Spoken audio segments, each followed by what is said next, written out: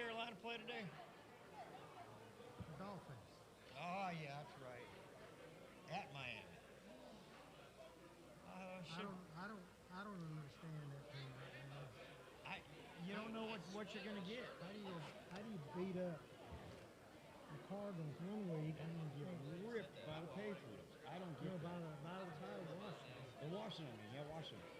I don't get that. I don't either. That's just and at home at that. Yeah. Boy, when they played Arizona, they were on top of Oh, them. they were smoking bad.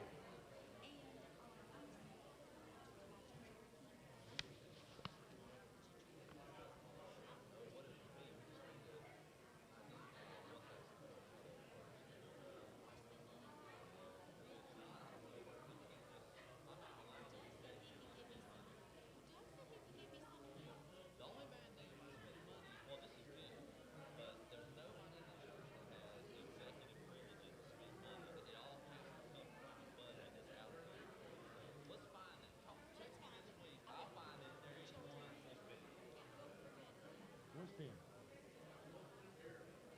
What's those cards up there?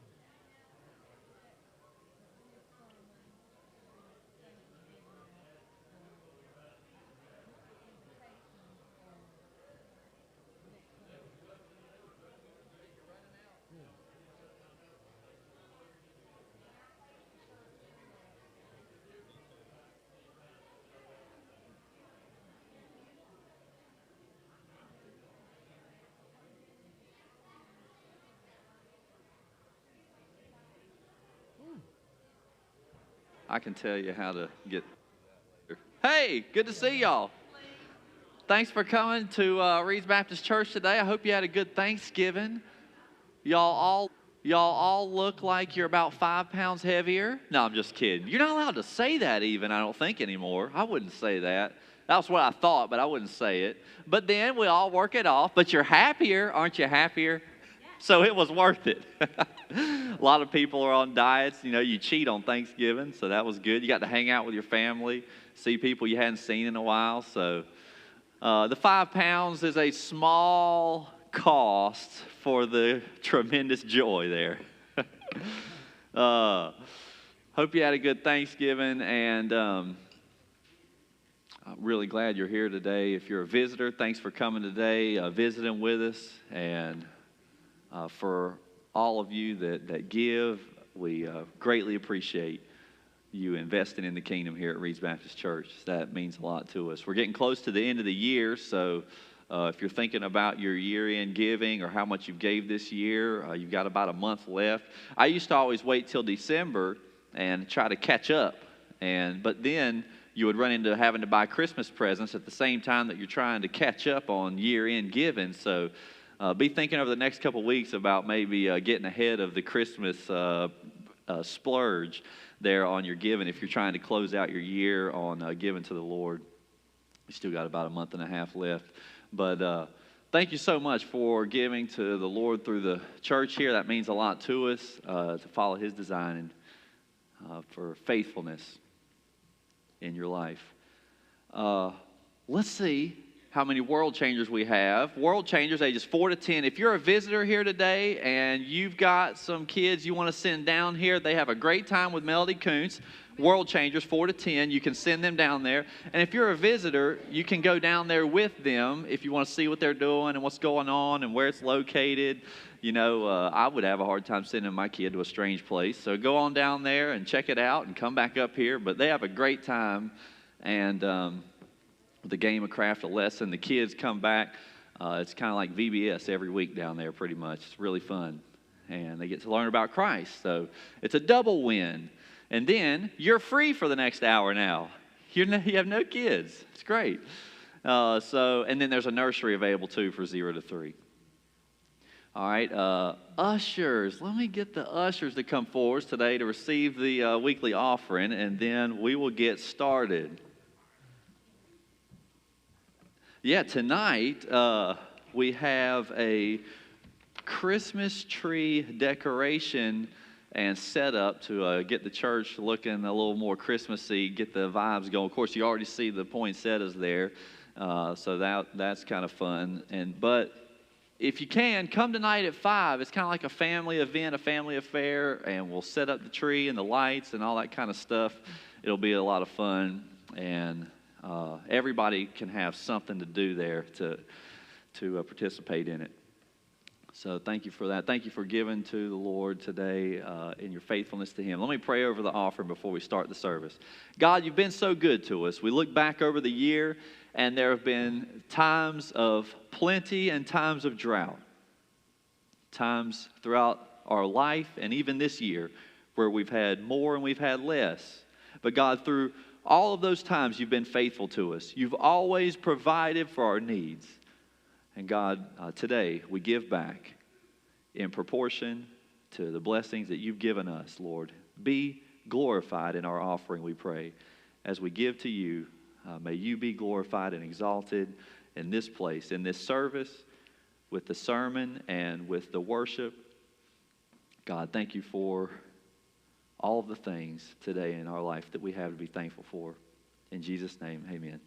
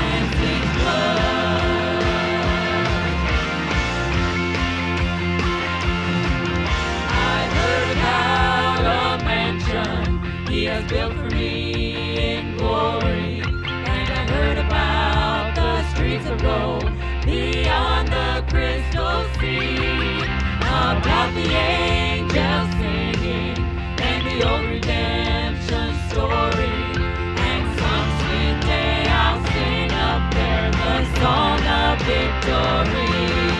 Oh, victory in Jesus, my Savior forever. Sought me and bought me with His redeeming blood. He loved me ere I knew Him, and all my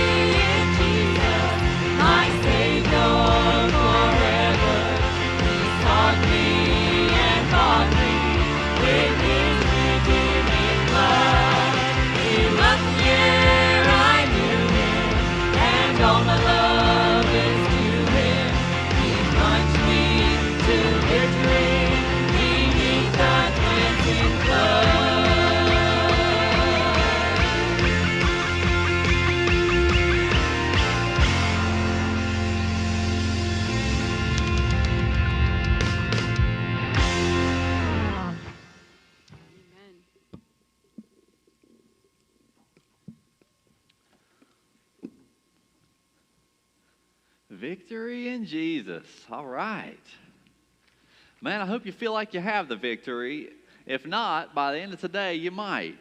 I was supposed to be doing a sermon that was kind of like a part 2 on hell, but this week I just in my prayer life couldn't do another one here. Didn't feel led to continue on in that to give you the 6 warnings. I might do a short video this week that gives you that.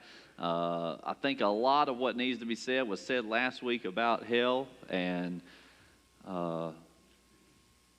it's just such a tormenting subject, and it basically gets zero attention in churches today. So I try to make sure I do something about it once a year to make sure that I'm being faithful to God and go through that and explain it and help you understand what it is. But we've done that, and I didn't get to finish it, but we are going to move on because this week I couldn't help but struggle in my own life to be thankful. You know, Thanksgiving came up. I hope your Thanksgiving was better than mine, but the weighing theme of this week was so difficult for me that's what my whole prayer life was surrounded with, causing me to bring to you the sermon I'm going to bring to you today about thankfulness. I hope your Thanksgiving was better than mine. Mine was pretty rough there. We were all excited about it, because one of the things was we were all going to get to hang out with my dad as long as we were outside, and we were all outside, and he's having a hard time. But I got good news. My dad is battling pancreatic cancer. It has a 90% death rate. One of the reasons why it has a 90% death rate is by the time they find it, it's usually metastasized, so you're already in big trouble when they find it. His was interesting because his had not metastasized when they found it, but the big problem was it was so large and it had woven into his arteries that it was inoperable. So he's got an inoperable, terminal situation on the horizon here. So he's still in that 90% category, and then the doctors told him, we're going to juice you up with chemo, but yours is so large and it's so woven into all your arteries that we don't want you to get too optimistic. It's highly unlikely that we'll be able to shrink it enough to perform a surgery.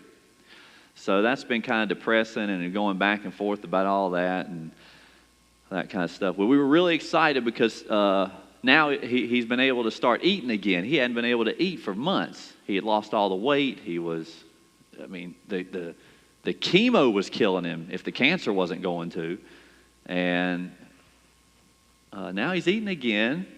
It'd be really cool to see him be able to sustain that weight and that energy and the muscle mass to be able to keep fighting. That'd be awesome. But the fact that he's eating again, I was telling him yesterday, it's really cool because that's a glimmer of hope here. He said, how is that a glimmer of hope? I said, well, you couldn't eat before because the cancer size and the location of it was causing you to be nauseous, unable to eat. So this may be a sign that God is shrinking the thing because you can eat again. That may be a sign. We'll see. He said, okay, I'll take that. I said, yeah, me too. I'm going to go that way with it in my mind, even if it isn't. I'm going to go for that.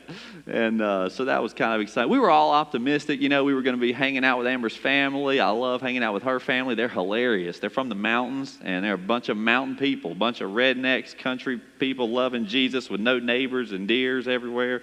And awesome. They're hilarious. They always pick and fight around, and they're sarcastic.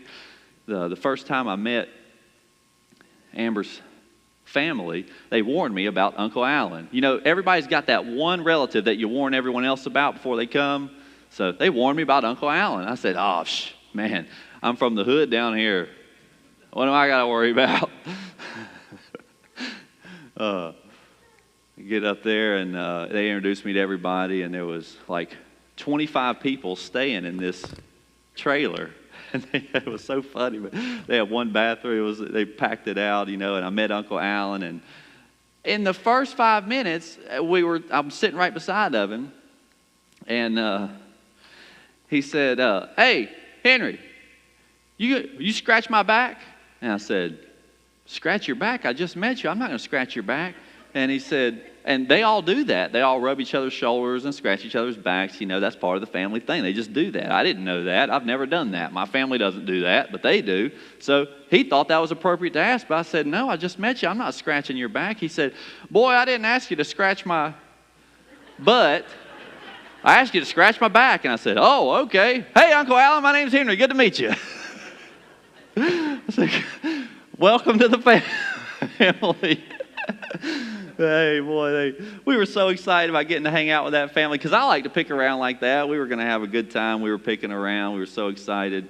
Wednesday, Carter comes home from school. They ate a Thanksgiving meal, and he's crumpled over in pain, tossing and turning with food poisoning. And so he threw up all day, all night, and that caused us to not be able to go to anywhere on Thanksgiving Day, so we sat at home there and took care of him, and that was kind of frustrating because then not only did we not get to go anywhere, but everywhere was closed, so we didn't get to have any Thanksgiving stuff. We were eating like sandwiches, you know, and stuff. And I was just thinking about all of y'all digging into that mac and cheese and that mashed potatoes and gravy with your family there, turkey, hot deep fried turkey, pecan pie. Come on. And me and Amber were just stewing in our misery there, cleaning up throw up. So depressing there. Was it good? David said it was good. Well, that's good. I'm glad it was good. Yeah. So, you know, we were, well then, so you know, figure food poisoning, y'all have had that before. That's kind of like a 24 to 48 hour thing sometimes. Usually you get it out of your system, it's gone. And his just kept rolling around, but he never had a fever, it was never anything more. It wasn't a stomach bug, it was literally it's 90% chance of the food poisoning thing. But then because my dad's got a pretty serious bout with cancer, he can't get the coronavirus, and we can't expose him to that. And even though that was basically not a real factor there, that caused us to say, you know, Dad, we're probably not going to be able to come over there either because it's not the symptoms of that, but I'm not going to put you in a situation at all. He said, oh, don't worry about that. Come on over. I said, oh, man. What do I do there? So I said, I'll tell you what, I'll text you in the morning. If he's feeling better, we'll think about it. You know, and Carter was feeling better. So, but here's the problem. Simultaneously, we've been battling a flea infestation. Any of y'all ever battled fleas in your house there? Man, they are feisty. I mean, I hadn't seen fleas in a long time. I lived in a person's house and rented out a room one time, and they, while I was renting out that room, they had a flea infestation, and I had completely forgotten how invasive they are and then how fast they multiply. But, you know, Amber said she thinks she saw fleas. I said, oh, you're just seeing things. That's what every husband, you know, that's how you just start out. No, it's not that. And she's there more than I am, so she would know. No, it's not that. All right, so a week later, they're jumping off my forehead. Ping, ping, ping. And I went to squeeze one, and they don't die, you know. It like crushes their legs, and then they keep jumping. They immediately rejuvenate. We've got like matrix powers and stuff. I crushed him in my fingers. It's like a tick. He didn't die. I was like, what is this thing that God created? I said, boy, we got to get ahead of this. They don't die.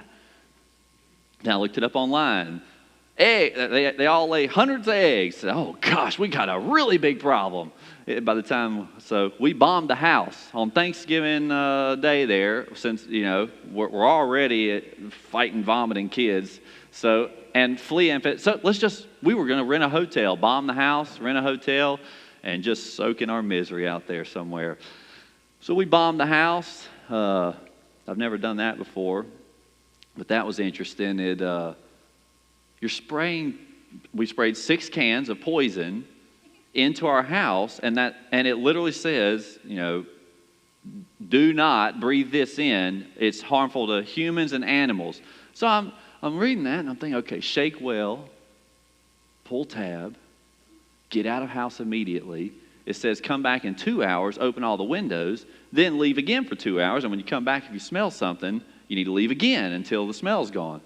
was thinking, okay, I got it. So we bombed the house. While I'm spraying the can, I pull the tab. It's immediately going up in the air, and it's all falling on me while I'm running, and it's just faster than I can get. I say, God, I'm getting covered in poison, and so get out of the house. We come back. I started thinking about this whole thing later. You're probably going to see a commercial in 15 years that says, have you ever sprayed cans of flea spray in your house and now have melanoma, citronella cancer on the? You may have a lawsuit. Because it can't be a good thing to poison your entire house with a cloud. It was a cloud. You couldn't see into the room. And then in 4 hours, that's all gone now and we're all okay? I don't think so. I think probably going to be, I probably cut off 5 years of my life with that situation. That was really frustrating. It was more frustrating than this, so we got back. Vomiting kids. I don't even know where Amber is. He's probably back in it again now, or maybe she's in the nursery. But vomiting kids and then flea infestation, and we're battling them. And I think we did good because, we smoked out the whole house with poison that can kill humans and animals. That's supposed to. I think we did good. So we get home. Then we've got to thoroughly clean the house now because now there's residue on everything. It's the poison residue that we're cleaning up. And so we're cleaning it up with thoroughly vacuum. We had to mop everything, wipe everything down, and it was such a wash everything. So we finally get done. I'm laying on the couch there that night. I'm going to watch my NFL football game. So excited. Breathe a sigh of relief. The worst part of our Thanksgiving is now over. Ping, ping, ping. Right across my head again. I jumped up. I said, "Now Sam Hill's going on in here. I thought we killed all you suckers." Man, them fleas, boy, they are feisty. It has been a rough Thanksgiving. They don't die. They don't die. And then so I called my dad and some other people that have fought, fleas in the past, and I said, "What did y'all do?" And they said, "Well, what did you do?" I said, "We smoke bombed them." They said, "That doesn't work." I said, you would think that people would all know that as a general piece of information in life, but I almost unanimously found out from people that have done the bombs that the bombs don't kill them all. And so found that out the hard way. And so I guess we're calling Terminex in the morning. We'll do all that. It's been a rough Thanksgiving. Struggling to be thankful. And then I did get to go to my dad's. My kid was feeling just good enough on Saturday, finally. We went over to my dad's. We were over there, and that was really great. That brought a lot of perspective to the week. And I was just thinking about all the things I was frustrated about. And they all went away. I was sitting there with my dad. And I might not be able to do that next Thanksgiving. Hanging out, we're talking about life and fun. He's taking pictures, picking around.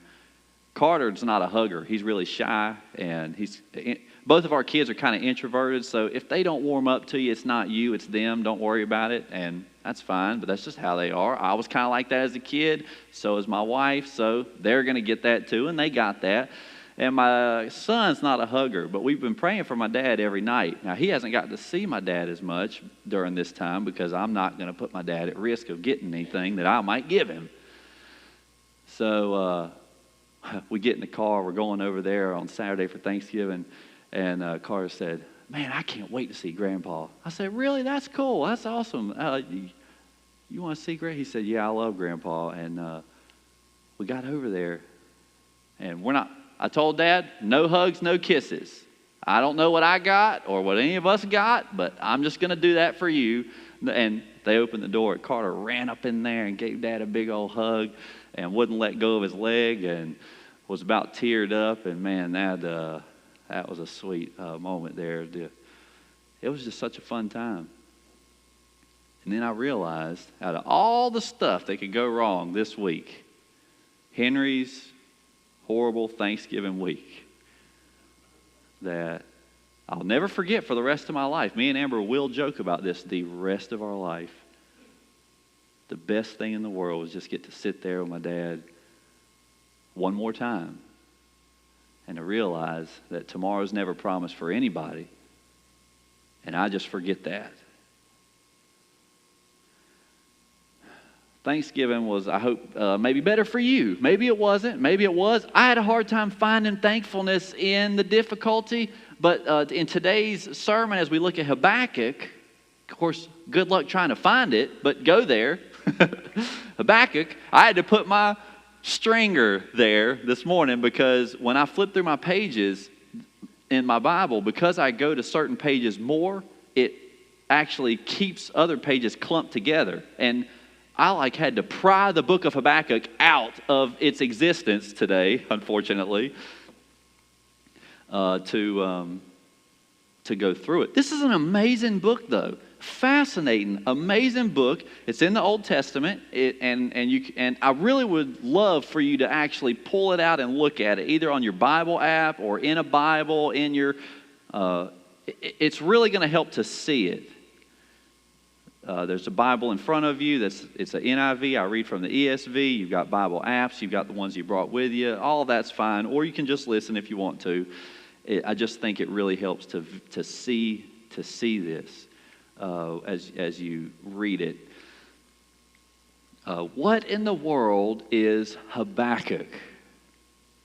What is going on in this book? What is it about?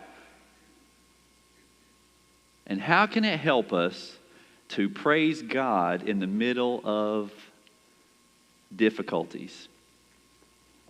Well, here's what's happening in the book. So in Habakkuk, you got to know a couple things. The first one is that Habakkuk's prophetic ministry was from around the year 640 BC to 609 BC. Now that's important. Remember these numbers, 640 BC to 609 BC. Now, what has just recently happened? In 722 BC, right before, 50 years before the beginning of his prophetic ministry, Israel has fallen and been taken captive. Israel has been devastated. The people have been hauled off in chains as slaves. Israel has fallen to her enemies. He grew up in the region that had been devastated by her enemies. So that's what he saw as a boy growing up. Not America, the land of the free, the home of the brave. Not America, go to Hanes Mall and buy clothes. A ruined Israel, devastated by her enemies. The little boy grows up in that region during that time frame. Now, what's going to happen next? Now, he doesn't know this, but in 586 BC, right after the end of his prophetic ministry, Judah is going to fall. And those are the two countries that made up what you could call Israel. Israel had been divided into two countries. You had Israel and you had Judah, the northern kingdom and the southern kingdom. And those were that was the way they looked at Israel in that time. The northern kingdom had fallen and the southern kingdom is about to fall. If you could, cut me down just a little bit up there. Can y'all cut me down some? It's a little bit too loud. And then he is placed right in the middle. There you go. Perfect. Thank you. With a bunch of prophets. So when you're reading through the Old Testament, you see all these prophets and you really don't know what they're doing. What's their purpose? What are they talking about? What's going on? Well, all these prophets God sent to Israel to try to turn them from their sins and turn them back to God, or else these judgments were going to fall onto the nation. And so that's what Daniel is about. That's what Isaiah is about. Zechariah, Ezekiel, Zephaniah, Hosea, all of the prophets. Habakkuk's the same way. But there is something interesting about Habakkuk. In this window where God is going to be pouring out judgment on Israel for sin unless they turn back to Him, Habakkuk's letter that he writes here is not as much towards the people of Judah, but actually it records his prayer conversations to God, and it is rather fascinating. Look at chapter 1. The oracle that Habakkuk the prophet saw. O Lord, how long shall I cry for help and you will not hear? Or how long shall I cry to you about violence and you will not save? What is he talking about? He's talking about the destruction of Israel, where the enemies came in and burned the towns. They killed the men and the women. They hauled off the strong in chains and left the weak there to die. They made the strong slaves in their own towns. Habakkuk grew up under this, like a war zone, like growing up in Afghanistan or something. How long will we cry out to you about violence and you will not save? Why do you make me see iniquity, and why do you idly look at wrong? Destruction and violence are before me. Strife and contention arise, and the law is paralyzed. Justice never goes forth. For the wicked surround the righteous, so justice goes forth perverted. The wicked surround the righteous, and justice goes forth perverted. So in chapter 1 here, Habakkuk has seen the moral decline in the people of Judah. He has also seen what happened to Israel, the northern kingdom. And he's worried about the same thing happening to Judah that happened to Israel. And he's crying out to God for help, but God is not listening. So he believes, so he perceives. And how many of you here today have ever been in that place? A place of frustration, a place of bitterness, a place of really difficult questions. The questions that you believe God needs to answer. And you wonder, when will he answer these questions? When will justice be performed? How long will God allow wickedness to go on, or wickedness to surround the righteous and pervert justice? How long will he let these things happen? I think anybody in here today who's being sincere has been in a place of frustration like this. If you're being sincere, and maybe you haven't. So that's fine. If you haven't, that's a great thing. My goodness, you're one of the rare. Just know that you're one of the rare if you've never been in a place of frustration towards God. So that's awesome. If your faith is so miraculous that you've never been frustrated towards the acts of God, then that is something that you should be shouting about, because you're in a rare position. The majority have been at some point in their life frustrated. And so we have a lot of complaints, you know. We have a lot of complaints. We think that God should be doing his job differently. And this can cause bitterness in our life.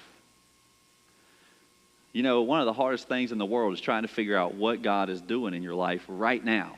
Now, all of us, if you look back at your life right now, you can immediately call to mind and tell us stories of how God worked in your life in the past. All of us can do that. You can think of at least anybody in here, unless you're just so young you don't have enough lifespan behind you. Any of us in here that's a Christian that's been following God for any amount of years can look backwards at your life, and you can immediately cite 1, 2, 3 things. You can describe them. God did this in my life, and I can see how he worked through the circumstances of my life, bringing people into my life and circumstances and things and relationships, and he did this and he did that. And anybody can think of at least 3 things. When you look backwards, it's not that hard to see God working in your life in certain ways to save you and rescue you out of distress.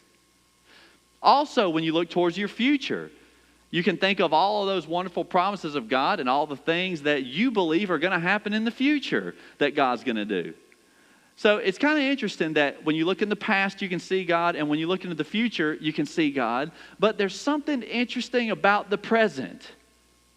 It is really hard, I would say almost impossible, to actually know what God is doing right now in your life. Now, for some of you, you may be more sure of it than others. Maybe you're more certain on some type of scale. Let's say there's a scale from 0 to 100, and on a scale of certainty, let's say you feel like you're 90% certain that you know exactly what God's doing in your life right now, and you're so excited about it because everything's great. Well, you're in the rare too. the majority in here today, and as I look back at my life, and if you're thinking about the present time at any given point in time in your life, it is almost impossible to figure out what God is actually doing. And this frustrates us. You know? We want God to show us the picture, help us out, fix all of our problems. Well, and He probably will. I can think of a few times in my life where I was pretty frustrated at the activities of what I thought God should or shouldn't do. You know, one of the big ones that I've always told y'all about was finding a wife one day. You know, a girl that loves Jesus. I remember how hard that was. After I got saved at 20 years old, the first 2 years of my walk with Christ, I don't know how to say this any other way than just to say it, but I sincerely was so in love with Jesus that I literally could care less about who my friends were, girls, or anything. Relationships, none of that mattered to me. I wanted more of Christ in my life for those first 2 years. I was so devoted to that, so overwhelmed with the grace of God that had changed my life. I would literally stay up all night, all day, reading Bible verses. I risked my jobs and all Bibles at jobs, letting products go to waste and almost getting fired for things and all kinds of stuff. I was reckless for Christ in the beginning. I loved Jesus so much. Then after about 2 years, I started looking around, and I had gone through Valentine's Days, Christmases, and this was when MySpace existed. Now, this wasn't Facebook yet. MySpace was really cool, and so people would post their things on MySpace about what they did. Christmas, all these couples, romantic couples, and all my friends are getting married off. I'm 22, and they're getting married. 23, Valentine's Day goes by, and no girlfriends, no nothing like that. And so now I started getting lonely. I said, I'm going to start praying that God would send me a godly woman that's really attractive. I don't know why, but hey, I figured my dad says if you're going to pray, shoot for the moon. So that's what I'm doing here. And I said, so I'll start praying for that. And I was so excited because at 22, when I started praying for that, I was thinking, this is great, man. God's going to bring me a really hot, awesome wife that loves Jesus and loves not just any normal church girl. I mean, somebody exceptional that loves Jesus. A lot of people go to church. I mean, exceptional, She's going to have to be exceptional to put up with my junk. So that's what I was praying for, and I was so excited because, when you think about prayer, you think about like microwave dinners. You put it in, you pop it in for 30 seconds, and then poof, here comes your dinner. And boy, I'm going to tell you, prayer does not work like that. I found that out the hard way. 1 year went by. Now, 2 years went by, 22, 23, 24, 25. Still no hot girl that loves Jesus. I mean, there probably was. Maybe I was too picky. I remember it's one of the people that I was living with at the time, Ernie and Frankie Butler. If y'all know them, they are amazing people. But I was living with them and renting a room out of their basement, and they would ask me what's wrong with me. I mean, you don't have a girlfriend yet. I said, I know, I get it. That's the problem. They said, well, maybe your expectations are too high. And I started thinking about that, so I thought, well, yeah, that's probably it. That probably is part of it. But I stuck to my little list. I had a weird list. High expectations in there. It's probably too high. 24, 22, 23, 24. Now I'm praying about this thing for 3 years. I'm starting to get frustrated. 24, 25. I'm starting to get really frustrated about this. I'm still praying about it. And here's what was frustrating to me. It was the only thing that I prayed for that was selfish. Now, maybe you say it's not selfish. I just mean about me. As far as anything else goes, my whole prayer life was about other people, lost people, youth groups, churches, people who lost loved ones and are fighting cancers and all the struggles that people could. I spent my whole life in youth ministry. I made no money. I volunteered. I stayed up till 3 a.m. I would stay at their houses. We would do lock-ins. I literally gave all of my full-time life at the factory, that was 40 to 60 hours a week, and then everything you could possibly drain out of a person, I gave it to Jesus as a volunteer and spent all of my money. There weren't even budgets. I spent all of my money. You know, Lisa and all you youth pastors that have ever done that, you know what that's like. And so did all that. And then here I am praying about this thing. It's 4 years into it, and I'm like, wow. Now, if you've ever prayed for something for 4 years and it's really the only self-centered thing that you're praying about, God's not answering it, it's easy to get frustrated. So I had a little powwow with God.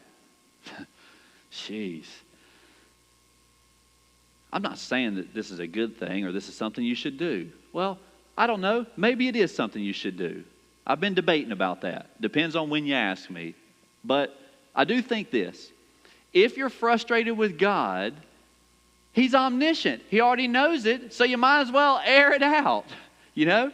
I mean, He already knows it, so it's not like you're not verbalizing it. You're not doing yourself any favors. So I decided one day I was going to hash it out with God.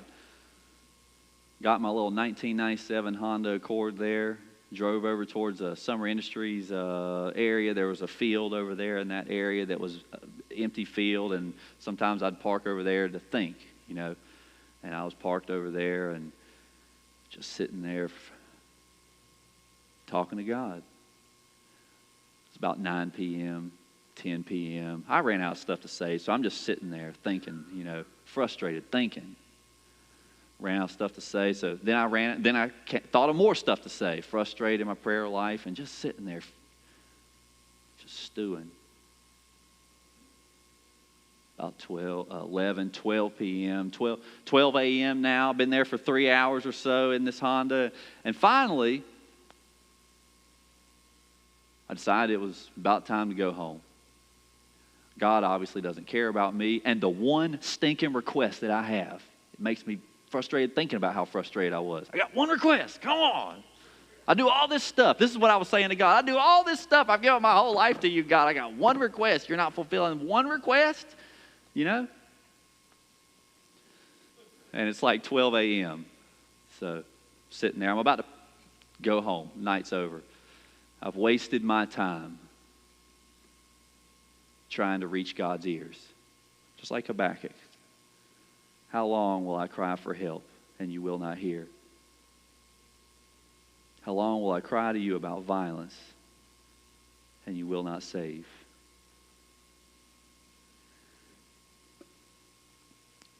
About 12 a.m., I'm minutes away from packing up to go home, and I'm looking in the sky. I'll never forget this.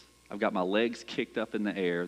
My 2 feet are hanging out of the driver's side window, kind of touching the driver's side rear view side mirror, and I'm reclined in this 97 Accord, and I'm just looking at the sky, telling God everything that I wanted to tell Him. About that time, a little shooting star goes by. I thought that was cool because I don't see a lot of those. I've probably seen 5 in my life, maybe, or something. Shooting star goes by, and then another one. Jesus. That's kind of cool. Never seen 2 shooting stars back to back. And then all of a sudden, I observe that I'm watching a meteor shower. It's not a shooting star. A meteor shower. Who's seen that? Wasn't on the news. Van Denton didn't tell me about that one before I came out there that night. I'm just looking up in the sky. Here's a meteor shower. I've never seen anything like this. I thought, that is so strange. And then all of a sudden, my ear started to pay attention to the song that was on the radio. And you will not believe this. The song that's on the radio is a song by the Afters called Light Up the Sky. And in the chorus it says, light, light, light up the sky, light, light up the sky to show me that you are with me. You're always with me. Light, light, light up the sky, light, light up the sky to show me you are with me. And I remember being buckled in my own tears of humility as I tried to rationalize any human explanation of the events that I just experienced. There were none. Who caused that radio DJ to play that song? And then I have more questions. I would love to meet the artist for the afters, whoever they are. I don't even know who they are. What does that lyric actually mean? I can't think of a single human explanation for what the lyric actually means. Light up the sky to show me you are with me. That's such a strange lyric, as are most contemporary songs and their lyrics. But that's so strange. It doesn't even make sense. But for me, in that night, it made perfect sense. Because here I am at 12 a.m., frustrated at God, airing out my little stupid complaints, my little peon complaints. And God inspires the DJ to play a song that's going to describe what I am seeing as a meteor shower in the sky. Light up the sky to show me you are with me. And I remember being so buckled in humility and my own tears there. God was telling me, I'm still with you.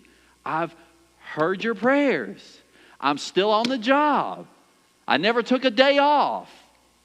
And hold on. I went home that night with resolve and a lot of humility about my complaints. The fact that God would meet me in that place without a single way to scientifically or in any humanistic way to explain those series of events, I knew for sure, as one of only 3 or 4 times in my life, that God was there with me on that night. And I'm going to tell you, the majority of my life, I don't have a clue what God's doing in my life. Currently, don't have a clue. I pray about it. I try to figure it out.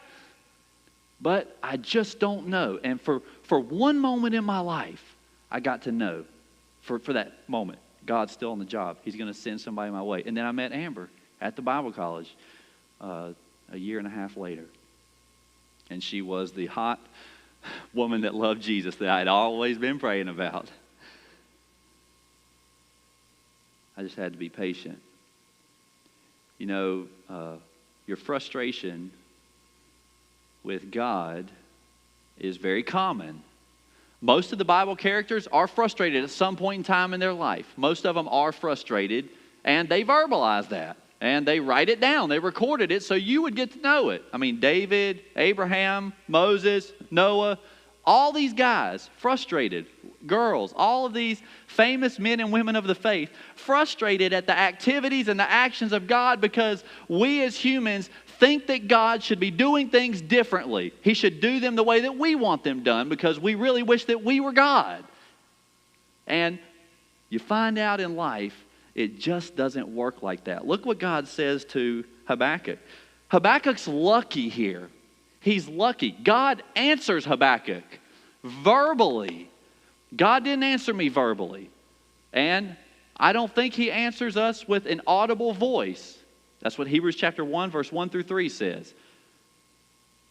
God long ago and many times and in various ways spoke to our fathers through the prophets. God literally spoke to the prophets to relay messages to the people. He never spoke to all the people. And I don't think He's doing that today because the author of Hebrews tells us God doesn't speak to people like that anymore. He did back then. Habakkuk's lucky. He gets to have a verbal conversation with God. You're not going to get that. You'll get impressions, you'll have thoughts, you'll have feelings about what you think God is telling you in your life, but you're not going to get what he got. He got lucky, but kind of in a corrective way. Because he's frustrated. He's complaining. He's bitter. He's bitter, so God answers him and meets him in this place. Look among the nations, verse 5. And see, wonder and be astounded, for I am doing a work in your days that you would not believe if you were told. See, that's the truth about God's activities, His actions and His activities. While you are frustrated because you have a legitimate complaint, it's you, it hurts, it frustrates you, you wish He would do something differently, and hey, maybe He'll make a change in your life, but He may not. And here's the interesting thing. If God actually were to show you what He's actually doing, you wouldn't believe it. God says, "For I am doing a work in your days that you would not believe it if you were told. For behold, I am raising up the Chaldeans, that bitter and hasty nation, who march through the breadth of the earth to seize dwellings not their own. They are dreaded and fearsome. Their justice and dignity go forth from themselves." Now, this is not what you want to hear today. You did not come to church to hear this, but I'm going to tell you anyways. Do you know who the Chaldeans are? The Chaldeans are the Babylonians that invaded Israel and destroyed them. They burned their walls, killed their men and women, took off the strongest slaves, left the weak to die. You don't want to hear this, and that's why preachers won't say it. But I'm going to read you the text and then let you figure it out. This is why what God says is true. I am doing a work in your days that if I told you, you wouldn't believe it. What was the work he was actually doing? God was raising up an enemy nation to destroy Israel for their sin. That's what you wanted to hear? No. Okay, I take back my complaint, God. I don't actually want to know what you're doing then. Because that's what it says. God is going to reveal to Habakkuk what he's actually doing. And when you actually find out what he's doing, you may wish that you didn't know. What is he doing? He's judging Israel for their sin. The violence that Habakkuk has experienced, that he's crying out about, is the judgment of God for Israel's rebellion, the people of God's rebellion against God himself. And you need to know this. This is an important thing. God judges nations for their sin. He judges nations for their sin. Israel, man, I think God's expectations were greater of them because they knew him more intimately. I mean, at least that's what it looks like when you look back through the history. His expectations seem to be greater of them than of other nations. And therefore, as rebellion came in, when they had more revelation, more divine works and wonders, that the judgment was also more severe. But God has always judged nations for sin, which is an interesting concept to wrap your brain around. How could God judge a nation for sin? A nation is not a person, right? A nation's not a person, so can a nation sin? How does a nation sin, causing about judgment? Well, here's the thing. Nations are made up of people. People have sin. And so when people wander into darkness, carrying the nation in a darker path, God brings in judgments on those nations. And I hate to tell you this, but America is no different. America doesn't get a free pass. You think America's going to get a free pass? Look at Israel. This is the story of humanity and God.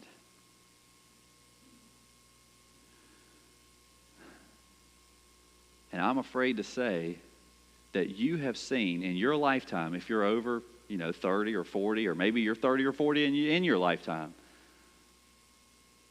the older you are, the more you have seen the same thing that Habakkuk saw, the moral decline of the nation. The younger you are, the harder it is for you to see that. The problem is, I think you should be concerned about the same thing that Habakkuk is. Would God, this is an important question, would God allow an enemy nation to destroy America because of her sin? Absolutely. Who are you kidding?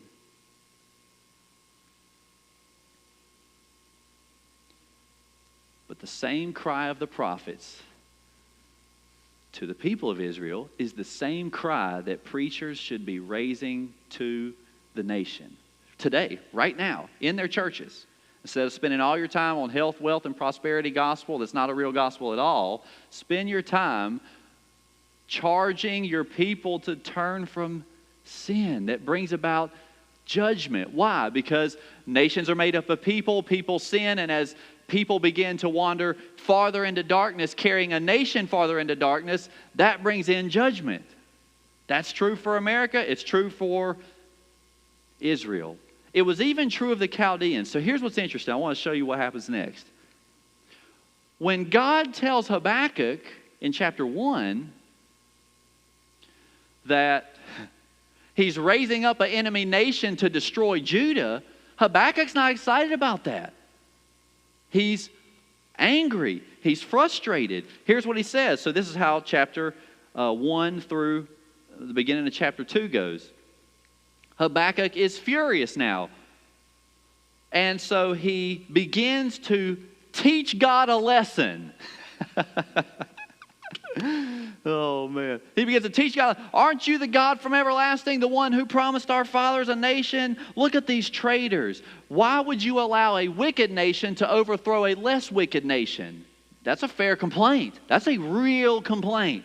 Why would you let a wicked nation consume a less wicked nation? God, do you have no morals? Do you have no justice? Will you keep on relentlessly killing the nation forever? And look at how chapter 2 verse 1 goes. You got to read this. Here's what Habakkuk says to end his lesson that he taught God. Okay, here's how it ends. I will take my stand at my watch post and station myself on that tower, and I will look to see what God will say to me. And what will he answer concerning my complaint? Oh boy, you better buckle up, bud. Boy, Job said that. That didn't go very well. I will station myself on my watchtower. What will he say about my complaint? Well, so God helps Habakkuk change his perspective. I think he could have responded rather strongly like God did with Job. He handles Habakkuk a little more gracefully. That's an arrogant statement. That's a little too much. I don't recommend you going to a field in your 97 Accord and telling God that you're going to stand your watch post until he answers you about your complaint. I don't know if I'd go that far. Okay, but anyways, Habakkuk does, and God is slightly graceful in chapter 2. Here's what God explains to him. I'm going to paraphrase it, you read it. Remember, the Chaldeans are the Babylonians. Those are the ones who are destroying Israel. What God says about the Chaldeans is they will be judged too according to their wickedness. You want to step into the mind of God for a second and unravel your whole week's theology? Check this out. God says to Habakkuk, the Chaldeans will be judged according to their wickedness for the violence that they have perpetuated against Israel.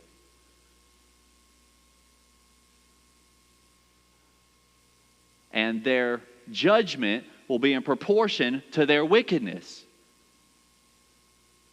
Now, Israel is also being judged in proportion to their wickedness, and God raised up the Chaldeans to do it. So this is just mind-blowing in trying to figure out God's plan and what he's doing, his actions, and our role. That is just mind-blowing to try to figure out.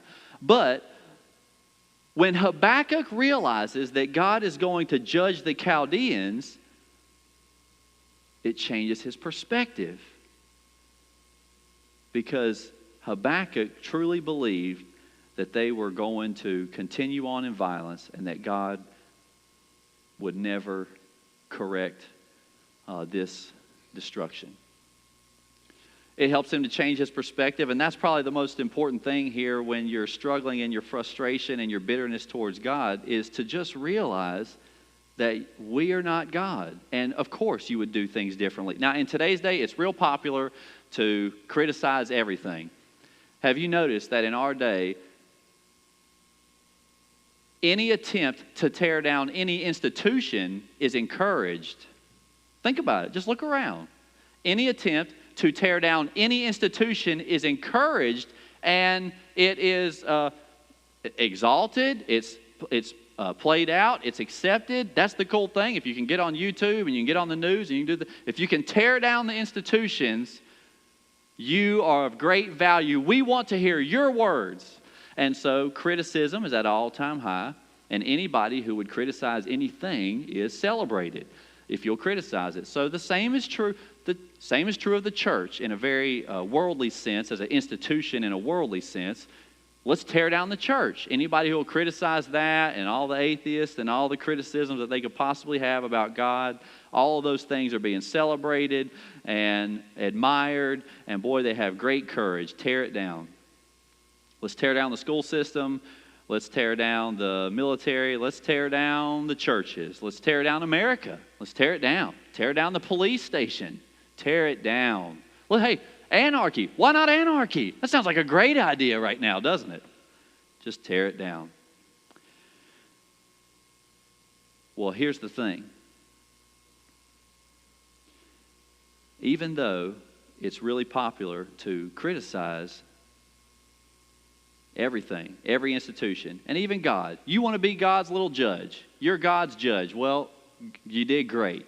I want to pat you on the back. You're God's judge, and you would have done it differently, wouldn't you? Yeah, you would have done it real You know, this is interesting. It reminds me, this is the best way that I can try to think about this. We take our dogs to the vets. Of course, we don't take them enough, I guess, because they brought the fleas in the house, and we probably need to get that fixed quickly. But take our dogs to the vets. Every time we go, you know, we hop them in the van, give them a treat and all that kind of stuff, get them in the van, take them up there, they go to the vet. They get in that little room, you know, they do not like going. They get in that, they know what's going on, and they pump the brakes on. I don't know why they make tile floors in all the vets, because they just slide those dogs and need carpets so you can drag them. They just slide, just brakes all the way across the end of that room. To get in there, and then you're trying to calm them down, so the vet gets in there. Then he's going to give them a big old shot, you know. That's the little sound you hear, a little dog squeal, and they get the shot, and then they go home. You know, and I just think every time, isn't it fascinating that dog will never, ever understand what just happened. They're getting a shot for rabies and all, or that kind, any of that stuff, parvo, or any of those types of things. Fleas, you got to get the flea shots now, I guess. And they're getting those shots, they go home. You know, they're frustrated. They don't want to go in there, and they react in that way, and it hurts. What we do to them in that vet actually hurts. You're going to stab them with a sharp object. And in no ability, in all of their capacity of thinking, will they ever be able to know what we just did. But we are actually helping them out and protecting them and watching over them, even though what we're doing physically, actually, literally hurt. And that's what happens when God disciplines His children. Hebrews says that a good father chastises his kid, so does the Father discipline those whom He loves. Now, you can wander into sin. You can do it. Nobody's going to stop you. God's not going to stop you. You can go right back to the things that God delivered you from. All of the manners of darkness, everything you did when you're lost, you can just usher and bring them right on back in. You can do that. God's not going to stop you. But He does love you. Matter of fact, He loves you so much that He'll actually discipline you with earthly disciplines that will actually hurt in various forms and in various ways. But it's not because He hates you. It's because He's trying to turn you back to Him and back to where you need to be in life. Doug, would you guys help me close? You know, I hate spanking my kid. Gosh, you're not even allowed to do. Are you still allowed to do that? You know, I think I'm the last generation that went to school and got spanked. I remember in first grade, Miss Wheeler, boy, wearing me out. Miss Wheeler, if you're watching this, I love you. I'm just telling you, boy, you had a pistol of an arm. Should have been a baseball player. Jeez. Wearing me out in that little hallway back there in first grade. I think I was the last generation. You can't do that anymore now, can you? Is there teachers in here? You can't do that. Probably, maybe you shouldn't. I don't know. There's a debate about that. So I guess parents can still do it. I don't know, but I do. So I do it. I don't beat them. I'm not abusive. You know, and if you choose not to do that and you just do time out, then great job. That's great for you. Well, I don't know which one is better than the other. Just think, I've tried time out. I put my kid in time out the first time he did something really bad, and he was old enough to know what that is, and didn't work for me. You know what he did? I said, get in that chair, boy, and don't you get out until I tell you you can. You're in there for 5 minutes. He didn't even know what 5 minutes was. So I said, don't you get out of there. And he started to put his foot down. I said, if you put your foot down on the ground, I'm going to give you a spanking. So you know what he did? He started mocking me, and he waved his foot right above the ground there, 1 inch. I said, man, he's going to need something else. So we switched. I'll pop him on the butt. Same thing with Skylar. I pop her on the wrist. You know, she's too little. And then that's been greater for us than timeout. I don't know. Maybe we'll figure out a better thing one day. Electric dog collars. No, I'm just kidding. I hate disciplining my kid. It is the worst pain of my life to have to do that. But I'll do it in a heartbeat. And I know I have to. And I do it because I love them. You remember when your parents used to say that? I'm doing this because I love you. Well, that makes you so mad as a little kid. Yeah, that. And then you find out that's pretty much true there. You love them. If you love them, you'll discipline them. That's what God did to the people of Israel there with different disciplines. Now, you say you think his discipline is unfair. Well, you got to remember this. You don't know what they were doing. Israel had fallen into such a dark place that they were establishing idols to pagan gods in their temples. That would be like coming in here today and seeing a statue of Buddha. You don't think that's a bad thing? That's a bad thing. That's called adultery before God, idolatry. You know what else they were doing? Every manner of sexual sin that you can possibly imagine that God forbid, they were doing it and celebrating it. Hey, does that ring a bell in our culture today? You know what else they were doing? This is beyond despicable. They began to do the one thing that brought in the full wrath of God. They began killing their babies. Not abortion, that's a different subject, but it's very similar. They began killing their babies and sacrificing them to the pagan gods of the other cultures. God forbid that. Not only did they do that, there is a story in 2 Kings that's so haunting. It's hard not to believe it's a forgery, but it's recorded in multiple books. One of the kings brought his baby into the temple of God where they had pagan idols now built in the temple. And he burnt his child alive in the temple of God to Molech. Now, I'm just telling you this. You think God's judgment was disproportionate. Forget about it. If you actually knew, that's PG-13 version. If you actually knew what was going on, you would understand why he let enemy nations invade. And I'm telling you, we're looking around at the landscape. So there are a lot of similarities about the pathways in which we are headed here with our death culture of violence and death and anarchy. You're headed right there. You're headed there. You're not there yet, but you're headed there. And the one turn from our sin and turn back to God. And if we'll do that, he'll spare us from paralyzing doom and destruction.